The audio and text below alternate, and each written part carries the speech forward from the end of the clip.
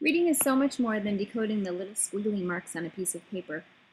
Reading is an opportunity to evoke dreams, nourish the soul, discover the unknown, connect with others, relive the past, and so much more. Alice from Alice in Wonderland asks a provoking question regarding the use of a book. What is the use of a book without conversations? When readers have the occasion to come together to converse about a book, they create new shared meaning of the text. How wonderful it is to be able to create and extend meaning to what we read in a social setting. I initiated the idea of starting a book club with a group of moms whose daughters attend school with my daughter.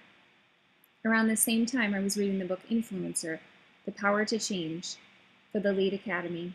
While reading the book, I began making connections between the principles of influencing and my process and purpose for starting a mother-daughter book club. And so begins my story as the influencer. When my daughter was about halfway through 4th grade, I realized that it was time to quietly gather new data to determine a vital behavior. Where did she fall on the love of reading continuum? I am well aware that pre-adolescent attitude towards reading is a strong indicator of future attitudes regarding reading. And so I acted just as any action researcher does. I began gathering data. Over the course of a month, I kept track of how often my daughter was reading in the evening. I spoke with her teacher about what kind of reading activities she was participating in at school. I talked to my daughter to determine how she perceived herself as a reader. I also talked to other parents of students in her class to get their perception of reading instruction at the school. I learned a number of things that would determine how I could support her as a reader. I discovered that we were no longer reading together on a regular basis. Looking back, I realized that since 4th grade began, we'd been reading together less and less each night. This ritual of reading every night since birth was nearly non-existent. Sadly, this precious time of reading together had been replaced with homework. I also learned that other parents had similar questions about their own children's interest in reading. I spent the next few months being more intentional in supporting my daughter's reading. Finally, in the spring, I decided that I wanted to take a more active role in supporting my daughter, as well as other students at her school. I began by suggesting to a group of moms whose daughters attend school with my daughter that we start a book club. All 5 mothers play very active roles in their daughter's education. In addition, each has connections to others in the school and community that could play influential roles in supporting the expansion of the concept of book clubs for children. I then suggested that a mother-daughter book club might be an interesting concept. Each mother and daughter would read a specific book and then meet several weeks later to discuss it. Our first meeting was a huge success. Everyone had read the book and was fully prepared to discuss it.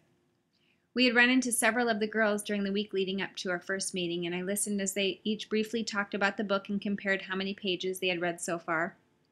The reading format definitely was a means of positively harnessing peer pressure in order to encourage reading. For our first book, we read the book called Pie by Sarah Weeks. I involved my mom and husband in the event by having them each make a pie with my daughter to be served at the book club. Alice in Wonderland would have been so pleased. Conversations around the book began the moment the first mother-daughter pair arrived, and they didn't end until the last piece of pie had been eaten. We talked about places in the story where we had laughed out loud. We discussed the significance of family and friends in the story, as well as in our own lives, and we talked a lot about pie. It was a lively, interactive discussion. We ended the meeting by choosing a book and date for our next mother-daughter book club. The discussion at our second meeting was just as lively as our first. The girls even took the initiative in leading the discussion and preparing a game of book bingo to be played after our discussion. Both are evidence that the girls were intrinsically motivated to read and attend the book club. Several days after our book club, I shared pictures from our book club on a social media site. I had a hunch that others might be interested in participating in a book club. Within 10 minutes, I had a call from a mother of one of my daughter's classmates. She was interested in joining the book club. Several days later, I received another call from someone from school interested in joining. I suggested to both mothers that I would support them in starting a mother-daughter book club. What began as an effort to support my daughter in nurturing a love of reading has turned into 11 pre-adolescent girls and their mothers coming together on a regular basis to celebrate a love of reading. Authors Patterson and Grenny might describe this as social capital. And the project does not end here. I plan to meet with my daughter's teacher and principal during the first week of school to identify how we might connect our book club to the school. I suspect there are other students at my daughter's school that would benefit from participating in a book club in order to nurture a love of reading. I also suspect that I have established key principles that will support me as I influence changes in reading attitudes as well as instruction at my daughter's school. I look forward to seeing where this project takes us.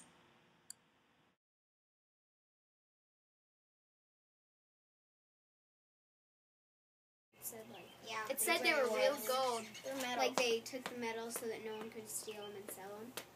But they had and they were made out of gold, so they could have sold them to someone, and they would have gotten a lot of money. And there's a lot. Well, they get a lot more money still.